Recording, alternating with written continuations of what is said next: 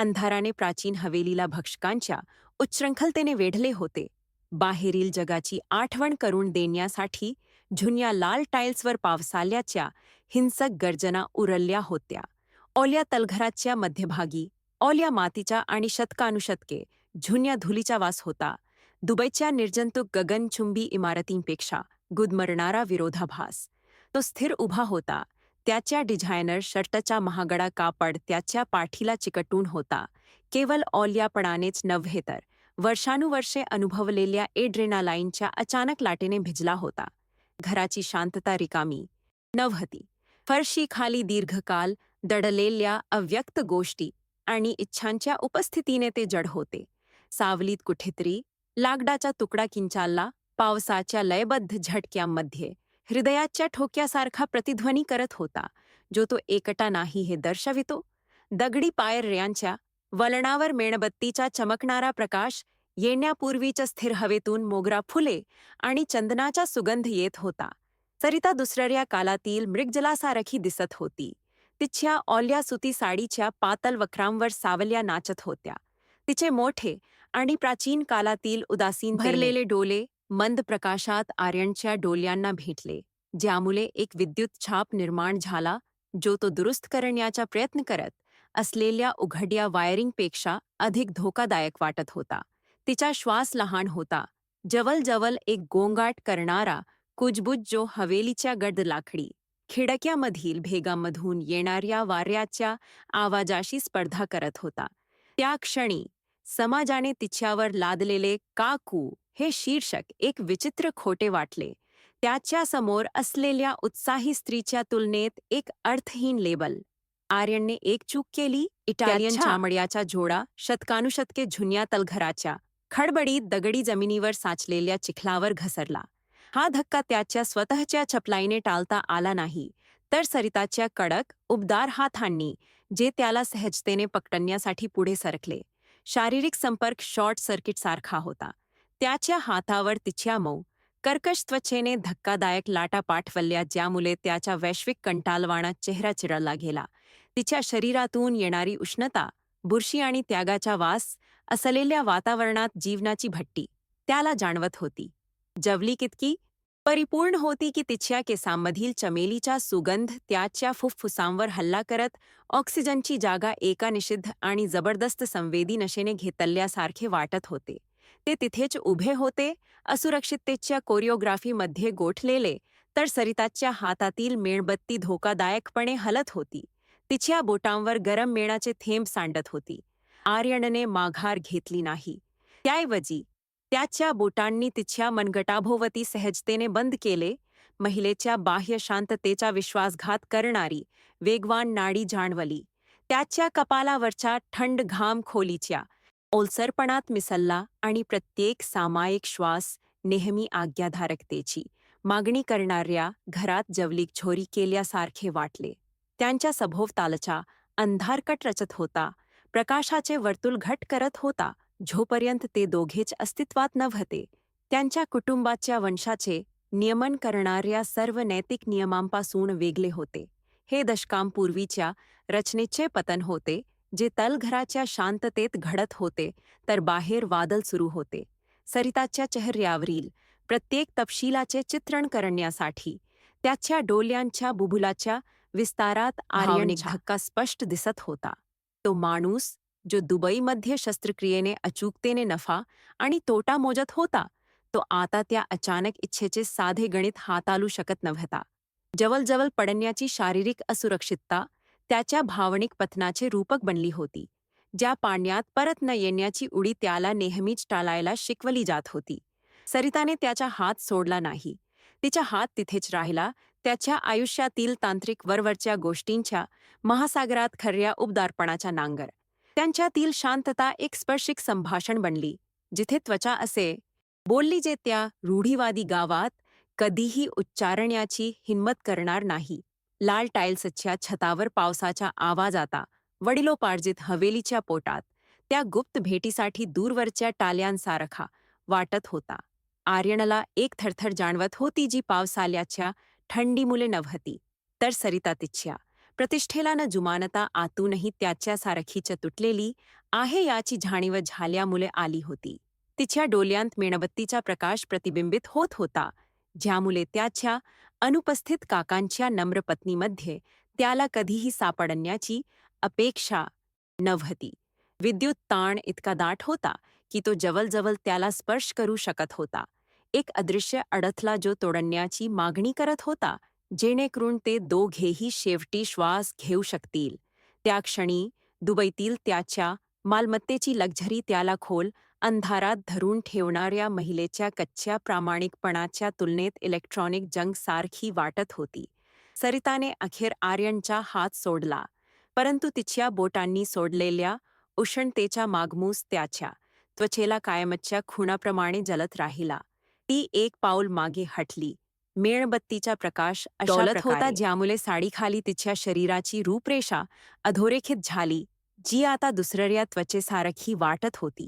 आर्यनचा श्वासोच्छ्वास खडबडीत होता, जो नेहमीच त्याच्या पूर्ण आत्मनियंत्रण आणि भावनिक शांततेवर गर्व करत होता.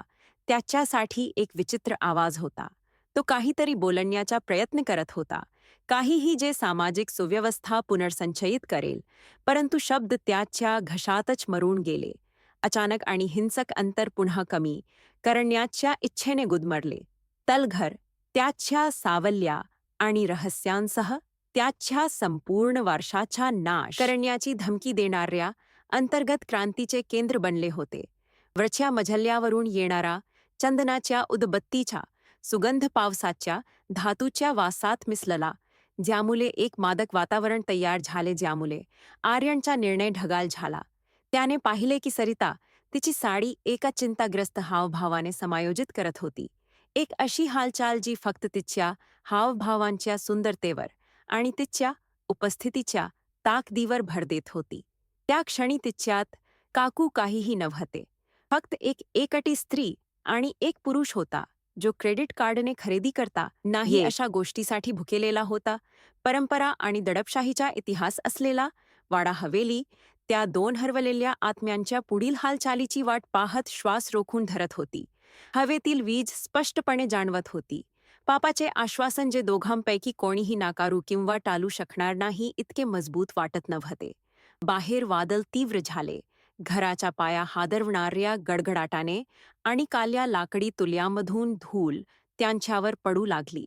आर्यनला वाटले की त्याच्या अस्तित्वाचा प्रत्येक कण त्याच्या समोर असलेल्या स्त्रीशी एकरूप झाला आहे, जणू काही त्याच्या आयुष्यातील शेवटची 10 वर्षे फक्त एक प्रस्तावना होती. त्याला आता काकी ही आगीची संरक्षक म्हणून दिसली, जी तो वाटून घेऊ इच्छित होता. एक ज्वाला जी त्याचे जुने आयुष्य जाळून राख करू शकते. तिचे भाव एक मूक आमंत्रण होते. अभिमानाच्या दृष्टिक्षेपात वेशात मदतीसाठी केलेली हाक, जी तो भयानक स्पष्टतेने उलगडू लागला होता. ते वेगवेगळ्या पिंजऱ्यात कैदी होते, परंतु जेलरने रात्रीच्या अंधाराने त्यांना छावी दिली होती. मेणबत्तीच्या प्रकाशाने सरिताच्या मानेवर प्रकाश पडला, जिथे घामाचा एक छोटासा थेंब खाली पडला, जो तिच्या अधीनतेच्या मुखवटाखाली लपवण्याचा प्रयत्न करणाऱ्या तणावाचे प्रतिबिंब होता. आर्यनला बोटांनी त्या थेंबाचा मार्ग शोधण्याची, चमेली आणि मानवी उबदारपणा सोडणाऱ्या त्या त्वचेची वास्तविकता छाखण्याची जवळजवळ अनियंत्रित इच्छा जाणवत होती. त्याचे मन त्याच्या कुटुंबाची प्रतिष्ठा आणि स्वतःची कारकीर्द नष्ट करणाऱ्या घोटाळ्याबद्दल, परिणामांबद्दल ओरडत होते, परंतु त्याच्या शरीराने प्रत्येक तार्किक इशाऱ्याकडे दुर्लक्ष केले. निषिद्ध इच्छा त्याच्या नसांमधून आधीच वाहत असलेले घोड विष होते, जे काही सेकंदातच आणि चूक याची त्याची धारणा बदलत होते. तलघरातील अंधार आता धोका नव्हता, तर तिथे जे घडणार होते त्यापासून आवश्यक आश्रय होता.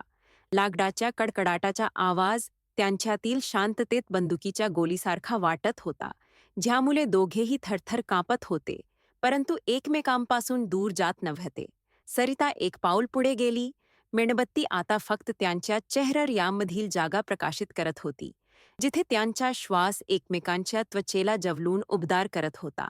आर्यनला तिच्या चेहऱ्यावर कालाचे चिन्ह दिसत होते. त्या रेषा त्या रात्री त्याच्या अंतःकरणापर्यंत पोहोचलेल्या संयमाचे संकेत देत होत्या. त्याला जाणवले की तिच्या काकांच्या हातून तिला सहन करावे लागलेले भावनिक दुर्लक्ष हे एक उघडे जखम आहे, एक पोकळी आहे जी भरून काढण्याची त्याला प्रचंड इच्छा होती.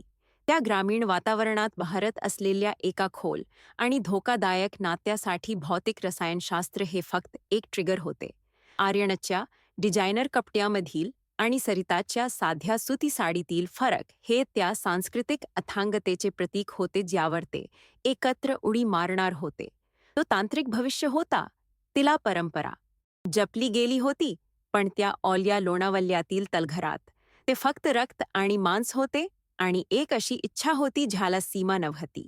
पाऊस हवेलीवर सतत कोसळत होता, जणू काही पापे धुवून टाकण्याचा प्रयत्न करत होता, जी अद्याप केली नव्हती, परंतु आधीच हवेत लिहिलेली होती. आर्यनला अचानक स्पष्टता जाणवली. दुबईतील त्याचे जीवन एक महागडी काल्पनिक कथा होती आणि वास्तव तिथेच होते. त्या स्त्रीमध्ये जिला फुले आणि मातीचा वास येत होता. पकडले जाण्याची भीती त्याच्या मनात असलेल्या मादक धाडसाने बदलू लागली होती, जी त्याला कधीच माहीत नव्हती. सरिताने तिचे डोके थोडेसे वाकवले, आत्मसमर्पण किंवा अवज्ञाचा हावभाव, जो आर्यन ओळखू शकला नाही, परंतु ज्यामुळे त्याने शेवटचे पाऊल उचलले, ज्यामुळे कोणतेही अंतर दूर झाले. आता फक्त मिलीमीटरने त्यांचे शरीर वेगळे केले होते आणि सरितातून येणारी उष्णता एका भौतिक उपस्थितीसारखी होती, जी त्याला रात्रीच्या शांततेत पूर्णपणे वेढून टाकत होती. तिच्या हातात पितली दिव्याचा आवाज येत होता. तो आवाज भावनिक स्फोटापूर्वीचा उरलेला काल चिन्हांकित करत होता. वडिलोपार्जित हवेलीही या विश्वासघाताच्या कृतीसाठी परिपूर्ण टप्पा होती. त्याच्या झाड भिंती पिढ्यांच्या गुपित्यांचे रक्षण करत होत्या, जे कदाचित दिसण्यापेक्षा कमी शुद्ध होते. निषिद्धांना चंदन आणि धोक्याची चव होती आणि आर्यन प्रत्येक थेंब पिण्यास तयार होता. मंद प्रकाशामुळे एक चित्रपटमय प्रभाव निर्माण झाला, जो सरिताच्या ओठांवर प्रकाश टाकत होता, जे त्याच्या स्पर्शाने तुटून जाण्याची ओरड करणाऱ्या शांततेत विभागले गेले होते. आर्यनला वाटले की त्याच्या दीर्घकालीन कंटाळवाण्या अभिव्यक्तीचे अभिव्यक्ती कायमचे नाहीसे झाले आहे. त्याऐवजी कच्च्या इच्छा आणि भावनिक गरजांचा मुखवटा बसला आहे, ज्याची त्याला कल्पनाही नव्हती.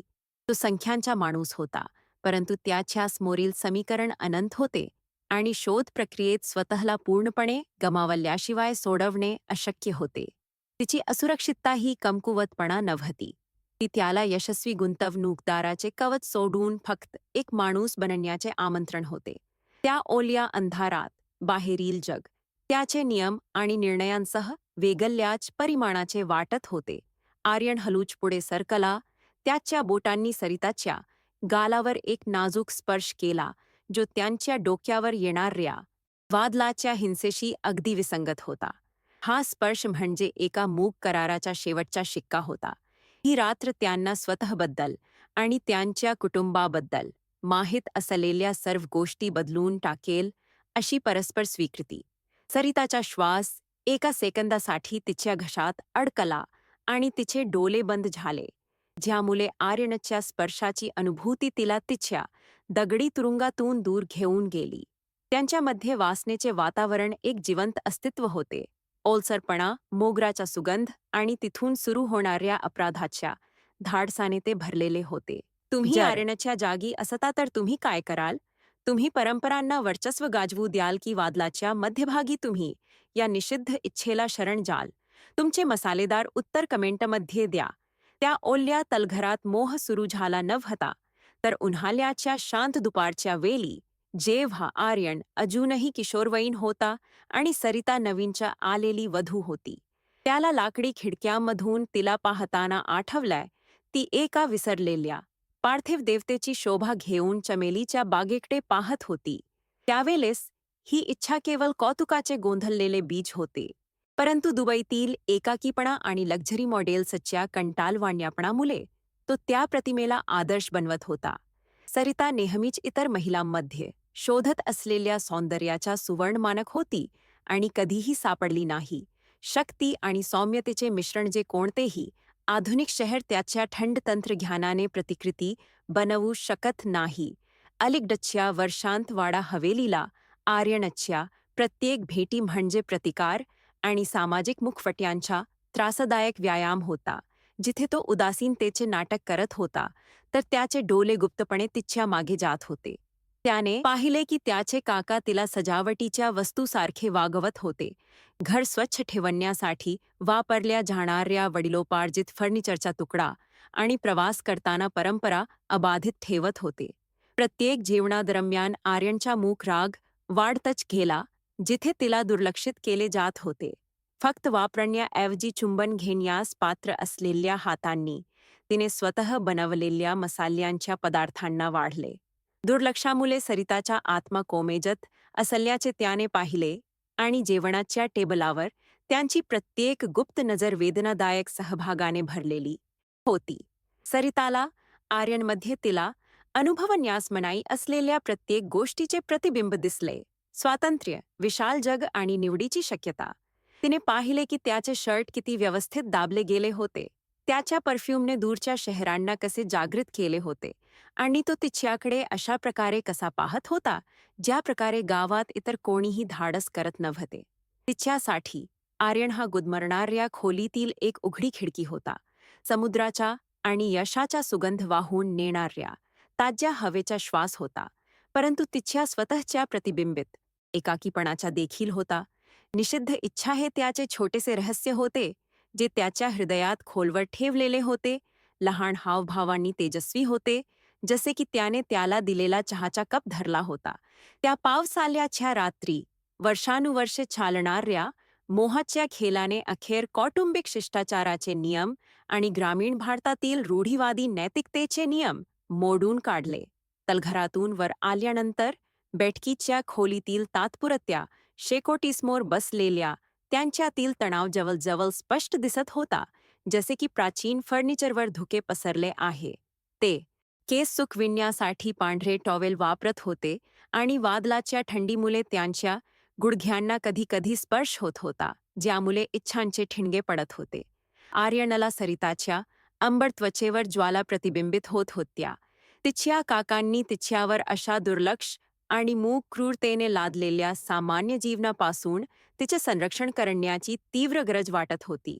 तू नेहमीच या घराचा आत्मा आहेस, सरिता, पण ते तुला अशा रचनेचा भाग असल्यासारखे वागवतात जणू काही तूच या रचनेचा भाग आहेस. आर्यन म्हणाला, त्याचा आवाज भावनेने आणि धुराने कर्कश होता. सरिताने ज्वालांकडे पाहिले. टॉवेल छातीवर दाबताना तिचे ओठ एक दुःखी हास्य वलवले. तिच्या बोटांनी ती आता लपू शकत नसलेला ताण प्रकट केला. मी एक कांस्य पुतळा आहे, आर्यन. कौटुंबिक मेळाव्यात मी दिसायला सुंदर आहे, पण आतून मी धातूसारखी थंड आणि पोकळ आहे, तिने उत्तर दिले, प्रामाणिकपणे, जे त्याला एका ठुस्यासारखे वाटले. तिची असुरक्षितताही गुंतवणूकदारासाठी अंतिम प्रेरणा होती, जी नेहमीच मूल्य शोधत असे जिथे इतरांना फक्त धूल आणि कालबाह्य निरर्थक परंपरा दिसतात. संभाषण दुहेरी अर्थांनी भरलेले चालू राहिले, कुजबुजत, जिथे प्रत्येक शब्द एक छुपा स्पर्श होता आणि प्रत्येक शांतता दशकापासून दडपलेल्या इच्छेचा आक्रोश होता. आर्यनने दुबईतील त्याच्या जीवनाबद्दल सांगितले. काचेच्या बुरुजांचे वर्णन उभ्या तुरुंगांसारखे केले, जिथे हृदयाला जिवंत वाटण्यासाठी आवश्यक असलेल्या शक्तीने धडधडण्यासाठी जागा नव्हती. त्याने कबूल केले की आर्थिक यश हे केवळ खऱ्या उद्देशाच्या अभावासाठी भूल देणारे औषध होते. लोणावळ्याला पडतल्यावर भरलेल्या शून्यतेपासून विचलित करणारे साधन होते. सरिताने इतक्या तीव्रतेने ऐकले की त्याला जगातील सर्वात महत्त्वाच्या व्यक्तीसारखे वाटले, जे त्याच्या सामाजिक वर्तुळातील कोणत्याही महिलेने इतके प्रभावीपणे केले नव्हते. पकडले जाण्याचा धोका हा एक धोकादायक मसाला होता, जो त्या क्षणाच्या एड्रेनालाईन वाढवत होता. हवेलीच्या लिव्हिंग रूमला मोहाच्या रणांगणात रूपांतरित करत होता. त्यांना माहीत होते की नौकर मागे झोपले आहेत आणि वादळाने कोणताही आवाज लपवला होता, परंतु सामाजिक न्यायाची सावली त्यांच्यावर जल्लादासारखी लटकत होती. बेवफाई हे केवळ लग्नाविरुद्धचे पाप नव्हते, तर कुटुंबाच्या पवित्र पदानुक्रमाविरुद्धचा गुन्हा होता, ज्याचे प्रतिनिधित्व आर्य त्याच्या यशाच्या प्रतिमेसह करणार होता. तथापि चुल्लीची उबदारता आणि मोगराचा सुगंध हे कोणत्याही नैतिक उपदेशापेक्षा किंवा कुटुंब वर्तनाच्या वडिलोपार्जित नियमांपेक्षा खूप शक्तिशाली युक्तिवाद होते. तुला माहिती आहे की जर कोणी त्या दारातून आत गेला तर आज आपण ज्याला ओळखतो त्याप्रमाणे आपले जीवन संपते, सरिता कुरकुरत म्हणाली. तिच्या नजरा त्याच्यावर एका धाडसाने रोखल्या गेल्या. आर्यन पुढे झुकला. अग्निप्रकाश त्याच्या क्रीडामय चेहऱ्याला नाट्यमय सावलीत कोरत होता, जो त्याच्या नजरेतील दृढनिश्चय आता तिच्यावर स्थिरावला होता. दुबईतील माझे जीवन संपले आहे सरिता. त्या अंधारात, ओल्या तलघरात तुझे हृदय माझ्या विरुद्ध धडकते तेव्हाच ते संपले, त्याने घोषित केले. हे विधान सरिताच्या बचावासाठी शेवटचा धक्का होता आणि तिला तिच्या शरीरात उष्णतेची लाट जाणवली, ज्यामुळे तिला इच्छेच्या वास्तवापासून वाचवणारा बर्फाचा शेवटचा थर वितळला. आर्यनचे परिपूर्ण सार्वजनिक जीवन, त्याच्या लक्झरी गाड्या आणि दशलक्ष डॉलर्सच्या बैठका त्या निंदनीय खाजगी जीवनाच्या तीव्रतेच्या तुलनेत विनोद वाटत होते. त्याला त्याच्या दूरच्या आणि थंड पालकांना आणि सहकार्यांना खुश करण्यासाठी झोपासत असलेल्या सामाजिक खोट्याच्या आरामापेक्षा सत्याच्या निंदा पसंत करतो. सरिताने तिच्या प्रतिष्ठेला आदरणीय विधवा म्हणून पाहिले. ती एका क्षणाच्या खऱ्या उत्कटतेच्या बदल्यात फाडून टाकण्यास तयार होती. हवेलीच्या पवित्रतेच्या दर्शनी भागा आणि त्याच्या कायदेशीर रहिवाशांच्या नैतिक राढासातील फरकामुळे त्यांच्या इच्छा तिच्या निषिद्ध पवित्रतेमध्ये जवळजवळ वीर बनल्या. त्यांनी जाणून बुजून अपघाती स्पर्शाने कामुक संबंध शोधण्यास सुरुवात केली. आर्यन आगीसाठी अधिक लाकूड आणत असताना सरिताच्या उघड्या पायावर हात फिरवत होता. तिच्या साडीच्या पातळ कापडाखाली तिच्या शरीरातून वाहणारा थरकाप दिसत होता आणि ती मागे हटली नाही, ज्यामुळे संपर्क अनंतकाळ टिकू शकला. बाहेर पावसाचा आवाज एखाद्या ऑर्केस्ट्रासारखा वाटत होता, जो जवळ येत असलेल्या कलसासाठी आवाज वाढवत होता. त्यांना अशा विश्वात वेगळे करत होता जिथे फक्त त्वचा महत्त्वाची होती. प्रत्येक हावभाव मोहक वासनेने भरलेला होता. शिकारी आणि शिकार यांचे नृत्य, जिथे प्रत्येक जड अधिक श्वासोच्छवासाने भूमिका अस्पष्ट होत्या. आर्यनने त्याच्या आलिशान अपार्टमेंटमध्ये एकटी असताना सरिताची कल्पना कशी केली हे वर्णन केले. कबूल केले की जायच्या सुगंधाने त्याला काँक्रीटमध्ये मानसिकदृष्ट्या निरोगी ठेवले. सरिता हसली, शुद्ध कामुकतेची अभिव्यक्ती. ज्याने तिचा प्रौढ चेहरा विनाशकारी सुंदर आणि कोणत्याही पुरुषासाठी, विशेषतः त्याच्यासाठी, अप्रतिरोधक बनवला. तिने कबूल केले की ती देखील त्याच्या संदेशांची वाट पाहत होती. प्रत्येक शब्द वाचत आणि पुन्हा वाचत होती आणि तिला झलून खाक करणाऱ्या आगीचा त्यालाही अनुभव येत होता याची खबर शोधत होती. भावनिक संबंध हा एक पूल होता, जो शारीरिक आकर्षणाला अपरिहार्य बनवत होता. निसर्गाची एक अशी शक्ती होती जी लोणावल्याच्या बाहेर पावसाळ्यात उद्ध्वस्त होण्याइतकीच अथक होती. पकडले जाण्याची भीती एक उत्साही उत्साह बनली होती. त्या रसायनशास्त्राचा एक आवश्यक घटक होता, ज्याने त्यांना संपूर्ण जगाशी आणि त्यांच्या स्वतःच्या कुटुंबाच्या नावांशी बांधले होते. वर्षानुवर्षे आर्यनला पहिल्यांदाच जिवंत वाटले. जोखीम आणि पूर्ण शरणागतीच्या आश्वासनाने त्याची त्वचा झुरलत होती. त्याला सरितामध्ये काकू दिसली नाही, तर स्त्री दिसली जिच्याकडे त्याच्या आत्म्याच्या छाव्या होत्या. त्याच्या सोनेरी चिलखतीतून पाहण्यास सक्षम असलेली एकमेव व्यक्ती. त्याच्या चक्रव्यूहाच्या गडद लाकडी भिंतींसह वडिलोपार्जित हवेली आता स्वातंत्र्य आणि मूल पापाचा वास येणाऱ्या विश्वासघाताची मूक साथीदार होती. सरिता शेकोटीची जागा जुळवण्यासाठी उभी राहिली आणि आर्यनने स्वतःला तिच्या मागे उभे करण्याची संधी साधली. त्याची शारीरिक उपस्थिती तिला उबदारपणा आणि इच्छेच्या आवरणासारखी वेढून घेत होती.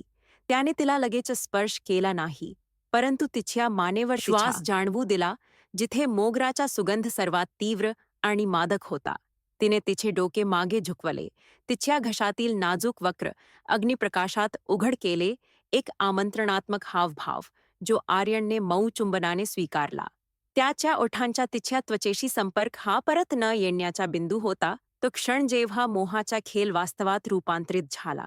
खोट्याचे ॲड्रेनालाईन त्यांच्या दोघांच्या रक्तातून वाहत होते. प्रत्येक संवेदना अधिक तीक्ष्ण, प्रत्येक सुगंध अधिक मजबूत आणि प्रत्येक इच्छा पूर्वीपेक्षा अधिक निकडीची बनवत होते. त्यांना माहीत होते की बाहेरील जगत त्यांना सद्गुणाचे मॉडेल म्हणून अपेक्षा करते, परंतु त्या खोलीत ते फक्त दोन प्राणी होते जे कनेक्शन आणि त्वचेसाठी भुकेले होते.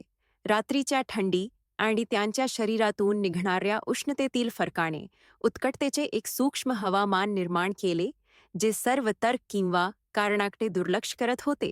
आर्यनाला वाटले की तो त्याचा आत्मा परत मिळवत आहे, तर सरिताला वाटले की ती शेवटी अशा जीवनात जन्म घेत आहे जी परंपरा नेहमीच तिला नाकारत होती. त्यांनी त्यांच्या इच्छांबद्दल कबुलीच बाब देण्यास सुरुवात केली, ज्या त्यांनी कधीही बोलण्याचे धाडस केले नव्हते. अशा गुपिते उघड करू लागल्या, ज्यामुळे कोणत्याही कुटुंबातील जेवणाला कलहाच्या रणांगणात रूपांतरित केले जाईल.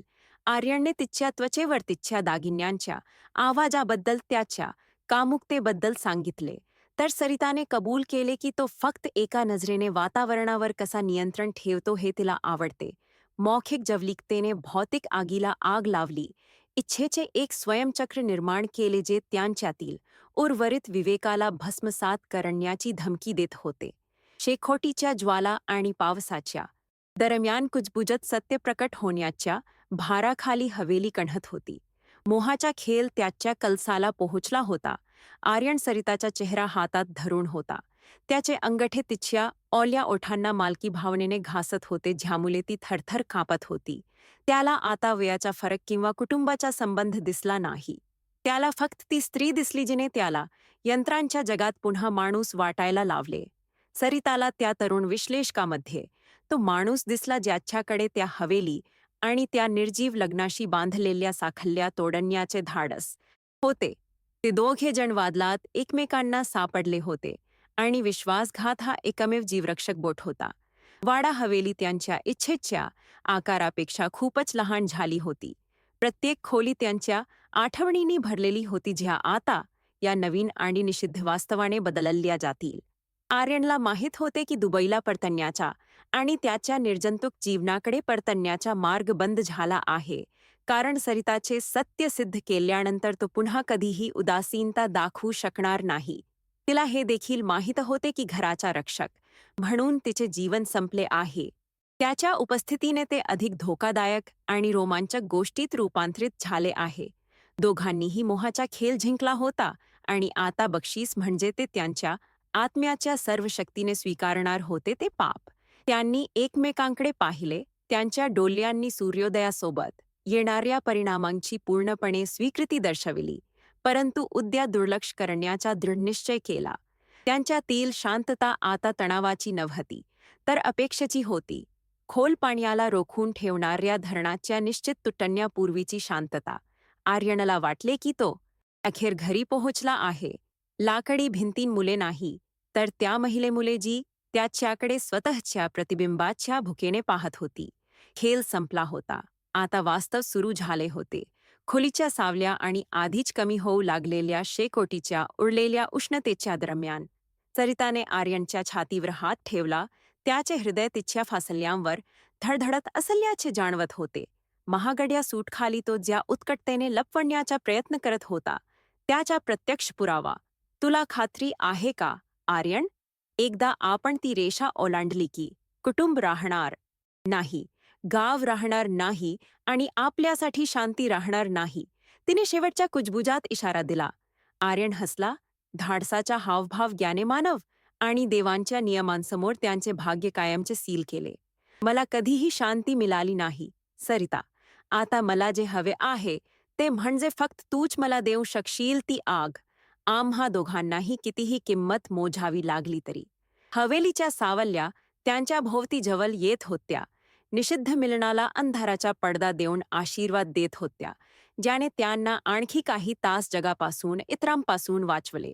ते शरणागतीसाठी तयार होते, त्या क्षणासाठी जेव्हा त्वचा कुटुंबाच्या नावापेक्षा जोरात बोलेल आणि इच्छा धर्मनिरपेक्ष कारणावर विजय मिळवेल.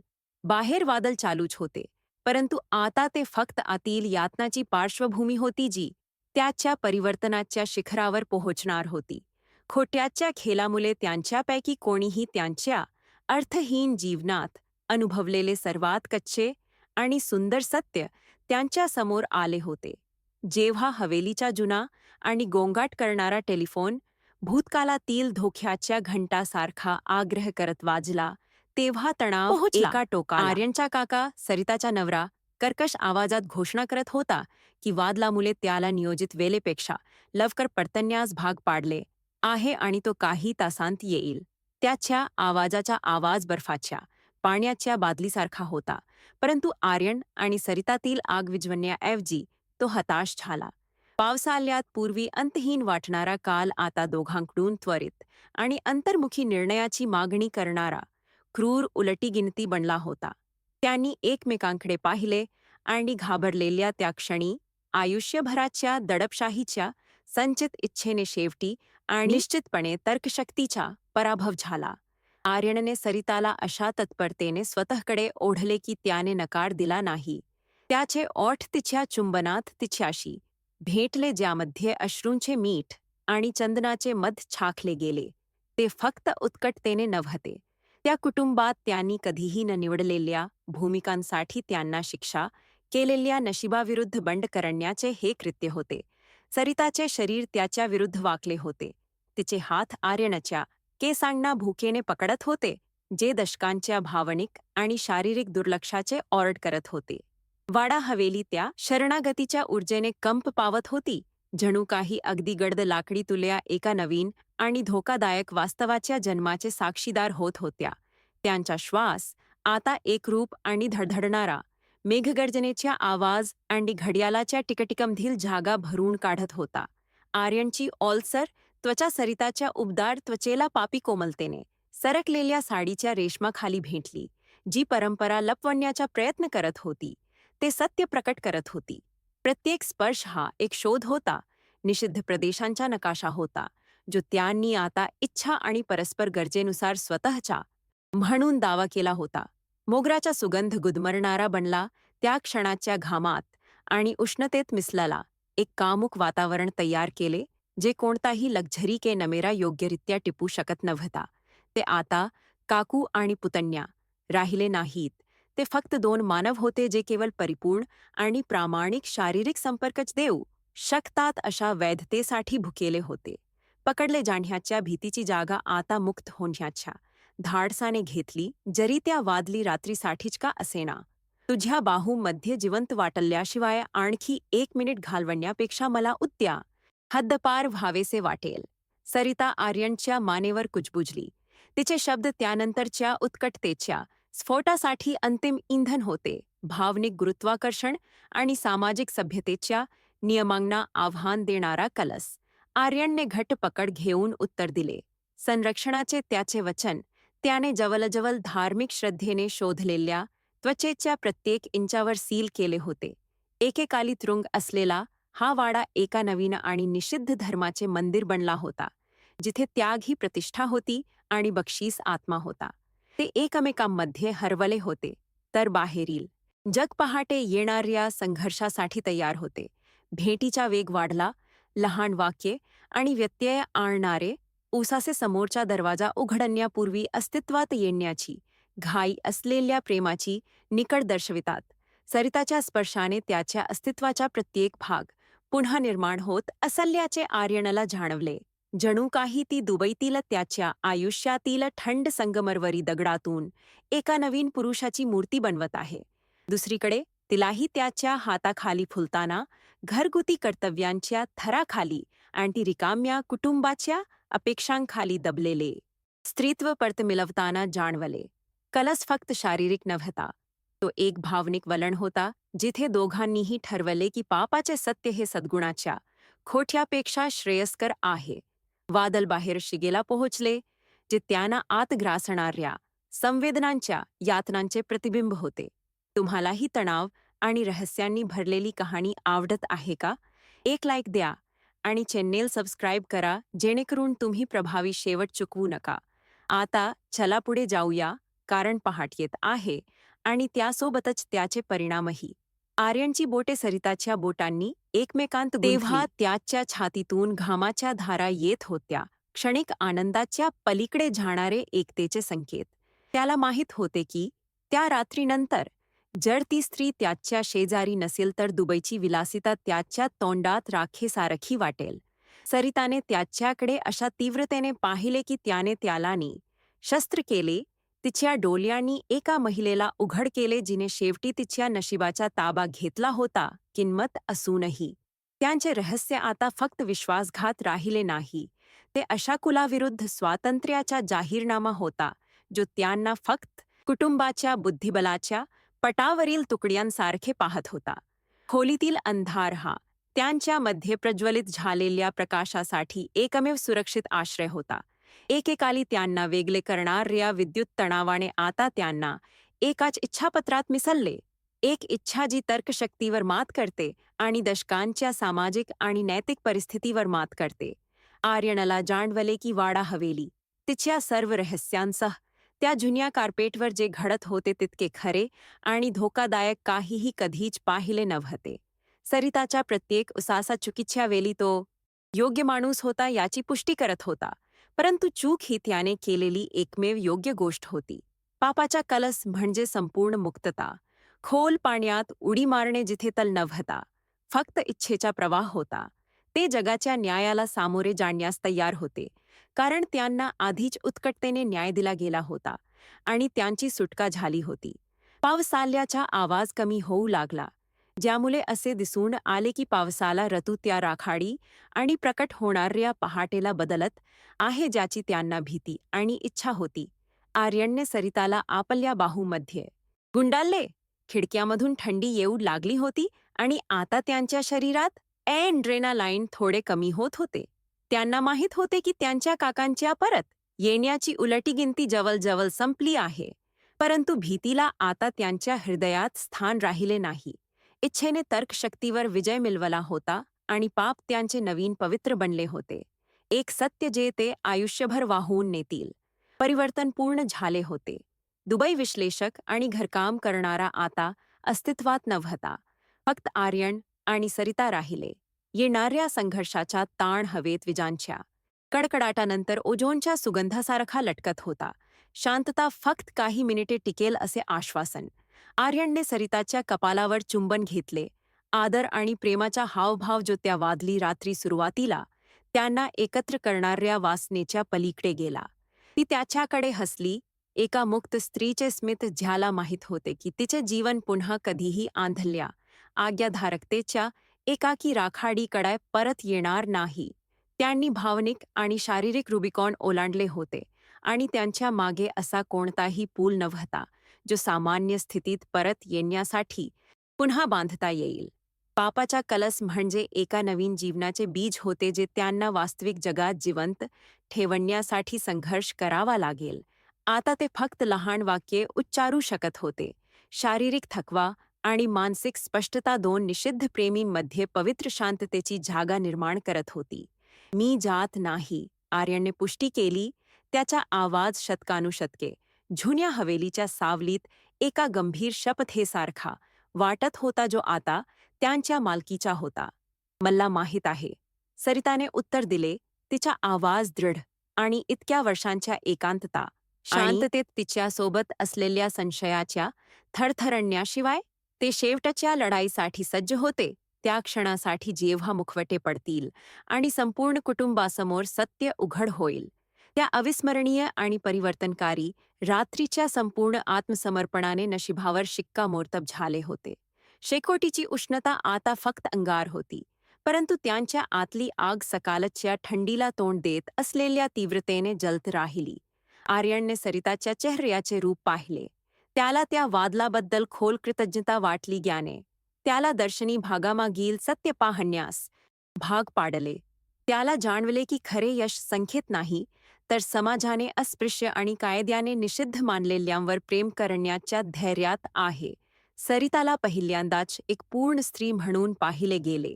तिच्या इच्छा, भीती आणि एक शक्ती होती जी ती कोणाविरुद्धही वापरण्यास तयार होती. पहाट त्यांच्या खटल्याची सुरुवात होती, परंतु ते पश्चात्ताप न करता हातात हात घालून त्याचा सामना करतील. त्या रात्रीचा प्रत्येक तपशील आर्यनच्या स्मृतीत त्याच्या कारकिर्दीतील सर्वात मौल्यवान गुंतवणूक म्हणून कोरला जाईल. तो क्षण जेव्हा त्याने स्वतःचे स्वातंत्र्य विकत घेतले. त्याला माहीत होते की हा घोटाळा प्रचंड असेल, दुबईतील त्याची प्रतिष्ठा धुलीस मिळेल, परंतु त्या महिलेच्या वास्तवासमोर त्याचे काहीही महत्त्व नव्हते. सरिताला हे देखील माहीत होते की ती गावात गप्पांचे लक्ष्य असेल, तिचे नाव ज्यांच्याकडे जघन्याची हिंमत नव्हती अशा लोकांकडून चिखलात ओढले जाईल. परंतु आर्यनच्या त्वचेवरील स्पर्शाने तिला इतरांच्या सर्व अपेक्षांपासून शुद्ध केले आणि तिला तिच्या स्वतःच्या कथेची प्रेयसी बनवले. पापाचा कलस खरं तर तिच्या स्वतःच्या प्रतिष्ठेचा आणि वैयक्तिक मूल्याचा कलस होता. वीज नसतानाही वडिलोपार्जित हवेला आता अधिक उज्ज्वल वाटत होते, जणू काही आर्यन आणि सरिताच्या उत्कटतेने चंदनाच्या लाकडाची हवा शुद्ध केली होती.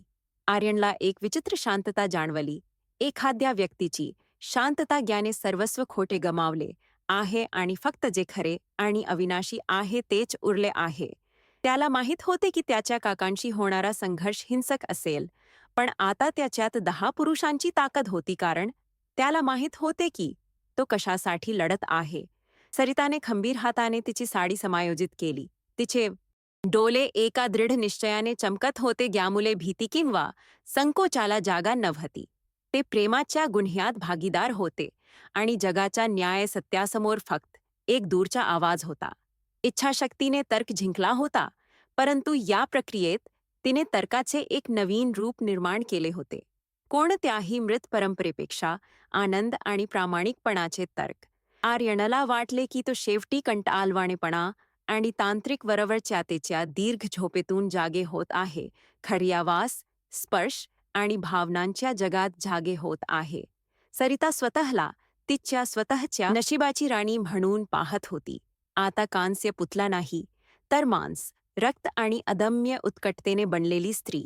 त्यांना माहीत होते की किंमत जास्त असेल, परंतु ते त्यांचे उर्वरित आयुष्य एकमेकांना समर्पित करून प्रत्येक पैसा देण्यास तयार होते. पहाट येथे होती आणि त्यासोबत रहस्याचा शेवट आणि स्वातंत्र्याच्या लढाईची सुरुवात. आर्यन उभा राहिला आणि सरिताकडे हात पुढे केला, तिला दिवाणखान्याच्या मजल्यावरून उठण्यास मदत करत, एका शौर्याने ज्याच्यात आता खोल अर्थ होता.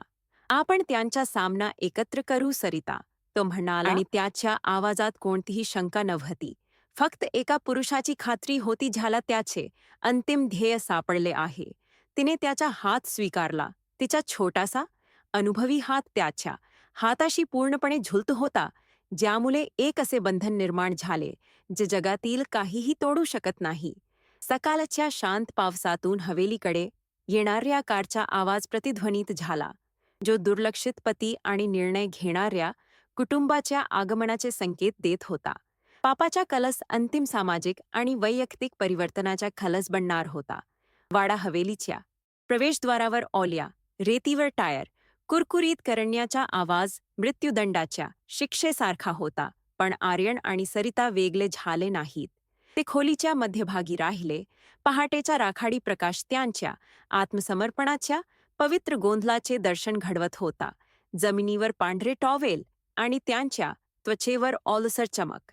जेव्हा काका आत आले, त्यांच्या सोबत जवळचे नातेवाईक पुरातून पळून जात होते, तेव्हा प्रत्येकाच्या चेहऱ्यावरचा धक्का भारलेल्या वातावरणात एका मूक स्फोटासारखा होता. आर्यन, यशस्वी पुतण्या, ज्याने सरिताचा हात मालकीच्या भावनेने धरला होता, त्याने सत्याच्या एका सेकंदात दशकांचे खोटेपणा आणि कौटुंबिक शिष्टाचार उद्ध्वस्त केले. त्यानंतर आलेली शांतता आदल्या रात्रीच्या कोणत्याही गडगडाटापेक्षा मोठी होती, जी मुखवटे पडण्याची सुरुवात दर्शवत होती. काका, लोभ आणि सहानुभूतीच्या अभावाने वृद्ध झालेला माणूस, ओरडण्याचा प्रयत्न करत होता, परंतु आर्यनचे शब्द आर्थिक धारदार शस्त्राच्या अचूकतेने हवेत विरून गेले. त्याने क्षमा मागितली नाही किंवा जे घडले ते लपवण्याचा प्रयत्न केला नाही. त्याऐवजी त्याने त्याच्या काकांच्या निष्काळजीपणा आणि त्या कुटुंबाला टिकवून ठेवणारा नैतिक आढास उघड केला. आर्यनने जाहीर केले की सरिता आता घरची मालमत्ता नाही, तर ती एक स्त्री आहे जिच्यावर तो प्रेम करतो आणि दुबईतील त्याच्या संपत्तीच्या सर्व साधनांसह तिचे रक्षण करेल. त्याच्या या धाडसी प्रकटीकरणामुळे गावातील वडीलधारी आणि नातेवाईक पूर्णपणे हादरले. परंपरेचा असा विश्वासघात सहन करू शकले नाहीत. परिपूर्ण पुतण्याचा मृत्यू झाला होता, ज्यामुळे सामाजिक प्रतिष्ठेपेक्षा जीवनाला महत्त्व देणाऱ्या पुरुषाला जागा मिळाली. सरिता पुढे आली, तिचा आवाज पहिल्यांदाच त्या भिंतींच्या आत स्पष्ट आणि दृढ झाला. तिच्या समाजाच्या क्रूर न्यायापुढे डोके टेकवण्यास नकार देत तिने कबूल केले की त्या रात्रीचे पाप हा तिच्या स्वातंत्र्याचा पहिला खरा अनुभव होता आणि ती तो क्षण आणखी 100 वर्षांच्या मूक गुलामगिरीसाठी बदलणार नाही. हा आंतरिक संघर्ष केवळ बेवफाईबद्दल नव्हता, तर क्रूर, पारंपरिक अत्याचारात स्वतःचे आनंद मिळवण्याच्या स्त्रीच्या मूलभूत अधिकाराबद्दल होता. एका असुरक्षित काकू पासून एका सक्षम आणि दृढनिश्चयी स्त्रीमध्ये सरिताचे रूपांतर, ज्यांनी तिला नेहमीच सावली म्हणून पाहिले, त्यांच्यासाठी सर्वात धक्कादायक परिणाम होता. ती आता परंपरांची रक्षक नव्हती, तर तिच्या स्वतःच्या उज्ज्वल भविष्याची शिल्पकार होती. कुटुंबाने आखलेली शिक्षा, हद्दपारी आणि अपमान, आर्यनच्या कंपनी आणि दुबईतील पदावरून राजीनामा देण्याच्या कट्टर निर्णयामुळे अपेक्षित होती. त्याने एक करार प्रस्तावित केला ज्यामुळे सर्वांनाच श्वास सोडावा लागला. तो कुटुंबाचा वाडा हवेली खरेदी करेल आणि त्याचे सांस्कृतिक रिसॉर्ट आणि वेलनेस रिट्रीटमध्ये रूपांतर करेल. सरिता मालमत्तेची मालकी आणि व्यवस्थापन करेल, ज्यामुळे तिचे आर्थिक आणि सामाजिक स्वातंत्र्य सुनिश्चित होईल. तिच्या पतीच्या सावलीपासून दूर, ज्याने तिला कधीही माणूस म्हणून महत्त्व दिले नाही. आर्यनने भारतातून दूर राहून काम करण्याचा निर्णय घेतला, काचेच्या गगनचुंबी इमारती सोडून त्याला प्रिय असलेल्या स्त्रीसोबत उद्देशपूर्ण आणि खऱ्या संबंधाचे जीवन जगण्यासाठी. दुर्लक्षाचा बदला घेणे म्हणजे दोघांसाठी काहीतरी नवीन आणि रचनात्मक निर्मिती होती. पात्रांचे सामाजिक शिखरावरून पडणे हे खरे तर सत्य आणि परस्पर आदराच्या इच्छेवर आधारित जीवनाकडे जाणारे पाऊल होते. लोणावल्यात दुबईमध्ये गमावलेला आत्मा सापडला आणि सरिताला आर्यनमध्ये तो आरसा सापडला, जो शेवटी तिचे स्वतःचे सौंदर्य आणि अंतर्गत मूल्य प्रतिबिंबित करतो. ते गुप्त प्रेमींसारखे पळून गेले नाहीत, तर गावातील कालबाह्य नियमांविरुद्ध प्रतिकार आणि प्रामाणिक उत्कटतेचे प्रतीक म्हणून ते पुन्हा बांधण्यासाठी हवेलीत राहिले. हवेलीचे रिसॉर्टमध्ये रूपांतर हे त्यांच्या स्वतःच्या जीवनाच्या परिवर्तनाचे परिपूर्ण रूपक होते. परंपरेच्या साच्यातून प्रामाणिकपणाच्या प्रकाशाकडे. परिणाम म्हणजे एक नवीन सुरुवात होती, जी अशा आशेने भरलेली होती जी दोघांपैकी कोणालाही शक्य वाटत नव्हती. आर्यन कुटुंबाला जाताना पाहत होता. त्यांच्या आवाजात तिरस्कार आणि निर्णयाची तीव्रता होती, कारण गाड्या आता त्याच्या आणि सरिताच्या हवेलीतून निघून जात होत्या. त्याला त्याच्या खांद्यावरून एक प्रचंड भार कमी झाल्याचे जाणवले. कुटुंबाचे यश होण्याची अपेक्षा शेवटी स्वतः असण्याच्या आनंदाने बदलली. सरिताने खिडकीतून जास्मिनच्या बागेकडे पाहिले. पाऊस थांबताना आणि सूर्यप्रकाशाच्या पहिल्या किरणांनी ओल्या मोगऱ्याच्या फुलांना प्रकाश देताना पाहिले. तिला माहीत होते की पुढचा रस्ता कठीण असेल, गावाचा न्याय सतत असेल, परंतु आर्यनच्या हातातील उबदारपणा तिला आवश्यक होता. त्यांनी एका धैर्याने लैंगिक एकाकीपणा आणि नैतिक ऱ्हासावर मात केली होती. वडिलोपार्जित हवेली आता काल्या रहस्यांचा चक्रव्यूह राहिला नव्हता, तर प्रकाशासाठी आणि नवीन, सुंदर, पापरहित आठवणींच्या निर्मितीसाठी एक मोकळी जागा होती. आर्यनने त्याच्या अब्जावधी डॉलर्सच्या गुंतवणुकीत वापरलेल्या उत्साहाने नूतनीकरणाचे नियोजन करण्यास सुरुवात केली, परंतु यावेळी त्याचे बक्षीस त्याच्या जोडीदाराचे आणि त्याच्या आनंद होते स्वतःचे. सरिताने तिच्या आयुष्याची सूत्रे अशा क्षमतेने घेतली ज्याने सर्वांना आश्चर्यचकित केले. हे सिद्ध केले की तिची बुद्धिमत्ता केवळ दडपली गेली होती, कौटुंबिक परंपरांनी कधीही विझलेली नव्हती. ते त्या प्रदेशातील सर्वात चर्चेत असलेले जोडपे बनले, परंतु त्यांनी निर्माण केलेल्या आलिशान आणि प्रामाणिक रिसॉर्टच्या कौतुकाने हा घोटाळा झाकला गेला. नवीन, निषिद्ध युती एका नवीन, आधुनिक समुदायाचा आधारस्तंभ बनली होती. धक्कादायक निकाल हा शोकांतिका नव्हता, तर सामाजिक परंपरा आणि आंधल्या, अर्थहीन आज्ञाधारकतेपेक्षा उत्कटतेने जीवनाचा उत्सव होता. आर्यन आणि सरिता यांनी हे सिद्ध केले की इच्छा, धैर्यासह नशीब पुन्हा निर्माण करू शकते आणि खोल अंधारात कोमेजून जाणाऱ्या आत्म्यांना वाचवू शकते. ते प्रत्येक दिवस त्या पावसाल्याच्या रात्रीचा विस्तार म्हणून जगले. नेहमी लक्षात ठेवले की मोगराचा सुगंध आणि त्वचेचा स्पर्श ही प्रत्येक गोष्टीची सुरुवात होती.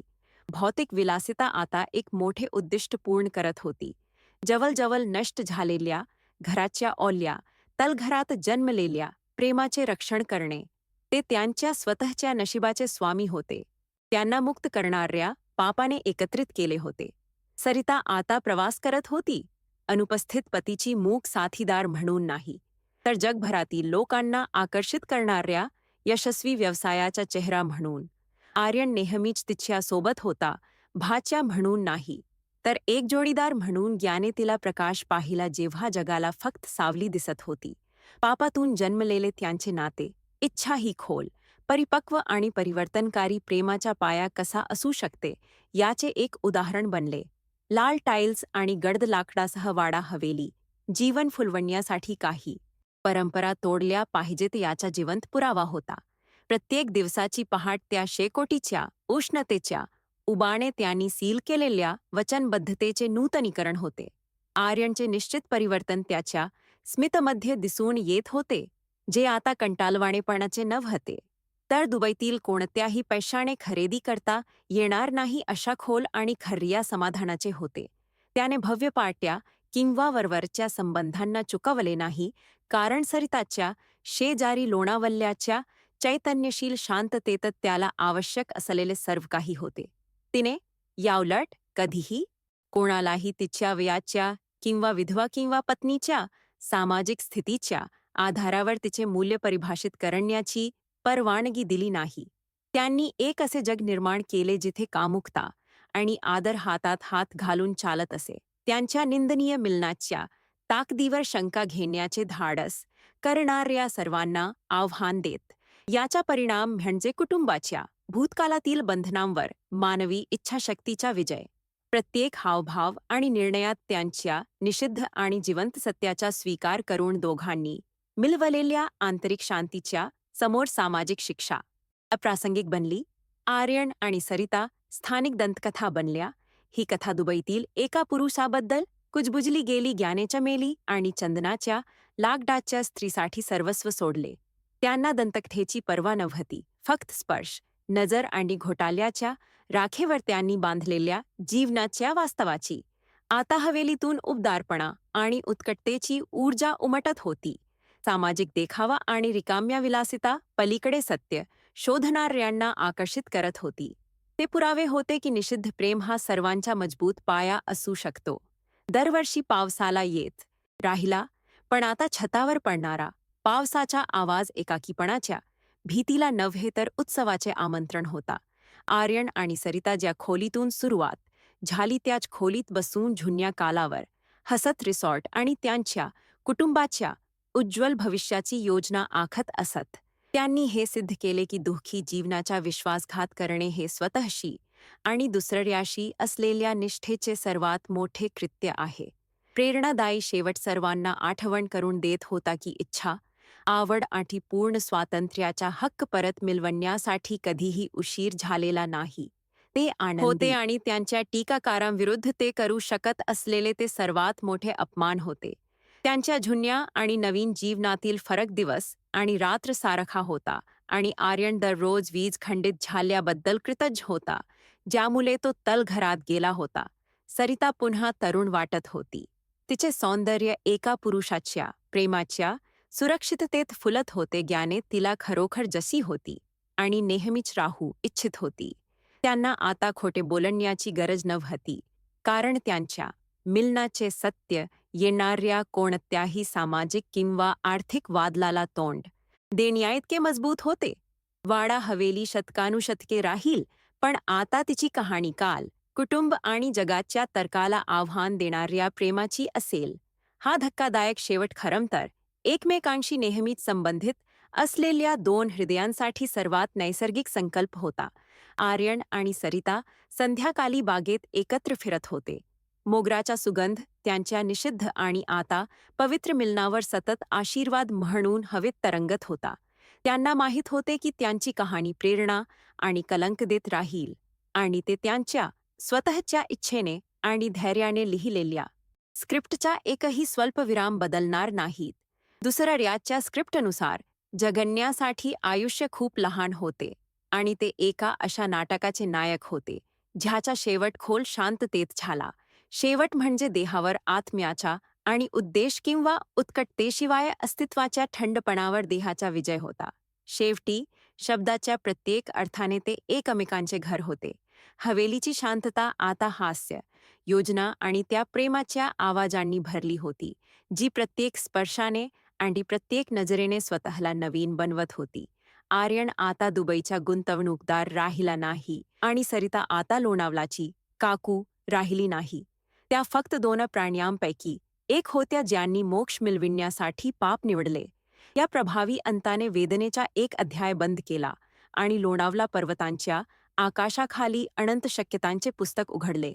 ते मुक्त होते आणि जग त्याच्या सर्व नियमांसह हेवा किंवा कौतुकाने त्यांचा आनंद पाहण्याशिवाय काहीही करू शकत नव्हते. आर्यन आणि सरिताची कहाणी म्हणजे जुन्या परंपरेवर इच्छेचा अंतिम विजय होता. जर आर्यन आणि सरिताची अशी जबरदस्त इच्छा असेल तर तुम्ही बेवफाईला माफ कराल का?